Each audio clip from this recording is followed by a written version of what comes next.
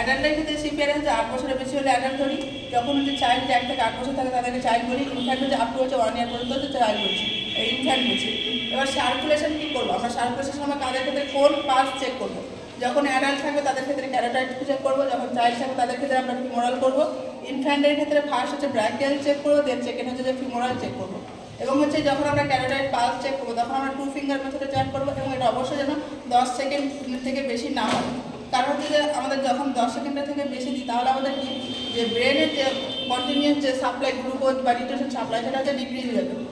এই জন্য হচ্ছে যে পেশেন্টের হচ্ছে ব্রেন ডেড হতে পারে। দেন টেস্ট কম্প্রেশন মেথড, এখানে 2 হ্যান্ড মেথড, মানে 2 হাত দিয়ে করতে পারি অ্যাডাল্টের ক্ষেত্রে। চাইল্ডের ক্ষেত্রে যদি রেস্কের 2টো থাকে তাহলে 1 হ্যান্ড বা 2 হ্যান্ডে আমরা করতে পারি, বা ইনফ্যান্টের ক্ষেত্রে আমরা কি করছি 2 ফিঙ্গার বা 2 থাম্বে আমরা করতে পারছি। চেস্ট কম্প্রেশন ল্যান্ডমার্ক যে আমরা কোথায় প্লেস করবো, যা কী করবো আমরা যে বিলো যে বিটুইন দ্য নিপল লাইন বা লোয়ার 1/2 হচ্ছে লোয়ার হাফ অফ দ্য স্টার্নামে আমরা প্লেস করবো। এটা হচ্ছে অ্যাডাল্টের ক্ষেত্রে। চাইল্ডের ক্ষেত্রেও সেম আসবে যে বিটুইন দ্য নিপল লাইন আর হচ্ছে কি lower half of the sternum. কিন্তু যখন ইনফ্যান্টের ক্ষেত্রে করবো just below the nipple line of হচ্ছে আমরা কী করবো যে প্লেসড করবো। দেন হচ্ছে যে চেস্ট কম্প্রেশন আর ডেপথ হচ্ছে ডেপথ থাকে সেটা কত থাকবে? আমরা ইঞ্চিতে যদি করি তাহলে 2 ইঞ্চ থাকবে, সেমিতে হচ্ছে 5 সেমি থাকবে। চাইল্ডের ক্ষেত্রেও সেম থাকবে, বাট যখন হচ্ছে ইনফ্যান্টের ক্ষেত্রে যাবো তখন হচ্ছে 1.5 ইঞ্চ বা সেমিতে কনভার্ট করলে হচ্ছে 3.75 হচ্ছে সেমি হবে। কম্প্রেশন রেট কত থাকবে? সেটা সবার ক্ষেত্রে একই সমান থাকবে, যে 100 to 120 পার মিনিট করে থাকবে। সেটা চাইল্ডের ক্ষেত্রেও থাকবে, অ্যাডাল্টের ক্ষেত্রেও থাকবে, ইনফ্যান্টের ক্ষেত্রেও থাকবে।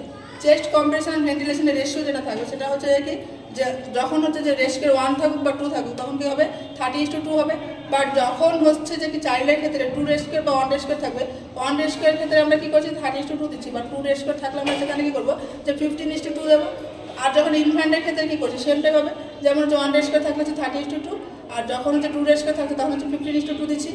দেন হচ্ছে নিওনেটের ক্ষেত্রে আমরা কী করবো যে 1/3 অফ স্টার্নাম কম্প্রেশন করবো। কম্প্রেশনের রেশিওটা কী থাকবে? এখানে হচ্ছে 3:1 থাকবে, মানে 3টে হচ্ছে কম্প্রেশন থাকবে, একটা হচ্ছে যে আমরা ভেন্টিলেশন থাকবে। দেন হচ্ছে ব্রিদিং আমরা কতক্ষণ ধরে দেবো? একটা ব্রিদিং আমরা দেবো যে 6 থেকে 8 সেকেন্ড দেবো। এবং হচ্ছে যে সিপিআর দেওয়ার ফলে যে কী কী কমপ্লিকেশন দেখা যাবে পেশেন্টের ক্ষেত্রে, যেসব কমপ্লিকেশনগুলো হচ্ছে রিস্ট ফ্র্যাকচার দেখা যাবে, স্টার্নাম ফ্র্যাকচার হবে, হার্ট বা লাংস আছে ইনজুরি হবে, দেন হচ্ছে কী হবে ফিলাইল চেস্ট হবে, এই সমস্ত কমপ্লিকেশন দেখা যায়। এখানে যেমন একটা নতুন টার্ম লিখেছি ফিলাইল চেস্ট। ফিলাইল চেস্টটা কী হচ্ছে যে ফিলাইল চেস্ট কেন দেখা যায়? যখন হচ্ছে মাল্টিপাল বা অনেকটা বেশি যখন ডিপ ফ্র্যাকচার হয়ে যায় তখন হচ্ছে তাকে আমরা ফিলাইল চেস্ট বলি। এখানে যে ফিলাইল চেস্টের সাইন সিম্পটম দেখা যায় সেটা হচ্ছে যে প্যারাডক্সিক্যাল হচ্ছে রেসপিরেশন দেখা যায়। প্যারাডক্সিক্যাল রেসপিরেশনটা কি? যখন হচ্ছে ইনহেল করবে তখন হচ্ছে চেস্ট মুভ করবে ইনওয়ার্ড, যখন এক্সহেল করবে তখন চেস্ট কী করবে যে মুভ করবে হচ্ছে আউটওয়ার্ড। দেন আর কি হচ্ছে যখন হচ্ছে কোনো রেস্কিউর যদি হচ্ছে ফ্যাটিক হয়ে যায় তাহলে সেক্ষেত্রে আমরা কী করবো যে রেস্কিউর কী করবে যে 2 সুইচ করতে পারে। 2 মিনিট যখন হচ্ছে কি দেওয়া হয়ে যাবে সিপিআর বা 5 সেকেন্ড সিপিআর দেওয়ার পরে কী করবে যে পজিশন সুইচ করতে পারে।